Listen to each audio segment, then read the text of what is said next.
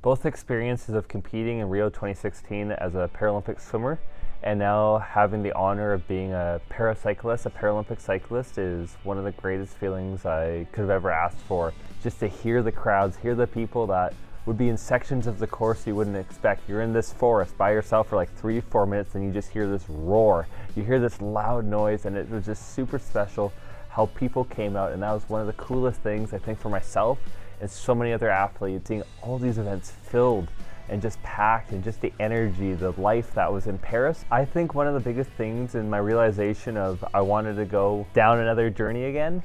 and go try to attempt to qualify for a games was when I was doing a bikepacking trip across British Columbia. I was biking in a town called Okanagan Falls that has a very steep hill on the side of the highway, and kind of as I was climbing this hill, I was exhausted. I was tired. I had a long day on the bike, but as I reached the top of this climb, I just felt a little spark come back into me, that little bit of competitive fire and that little bit of competitive energy. Being able to receive a Paralympic medal is one of the greatest honors and one of the highest achievements, not just in Paralympic sport, but in sport in general. This is the medal to win, this is the medal to earn, and even more special than that was the hug with family afterwards. Seeing my mom, knowing the work, the time, the dedication, the sacrifice that her and my dad made for me, especially when I had the stroke at the age of 2.5, but through the years of sport, when I played cerebral palsy soccer, when I was a swimmer, and now as a cyclist, the amount of time that they put into me as a kid, getting that medal, being on that podium and being there and celebrating with them really meant the world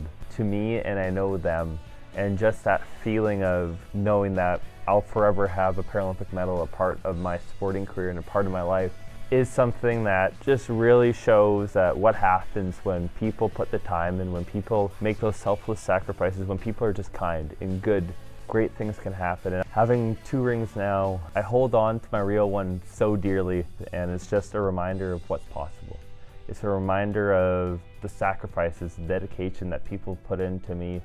to help me, and it's our version of a Stanley Cup ring, it's our version of a Super Bowl ring, and now to have a second one, to have this beautiful piece of jewelry a part of my life forever now, is something that is so special, and it really is for everyone who's helped me. And I'm so lucky and so grateful. I've had people fight for me every single day. It is not just my ring, it is our ring of all the support I've gotten, and I'm just so lucky to be able to look at this and know that I have something that's going to be a part of my life forever now.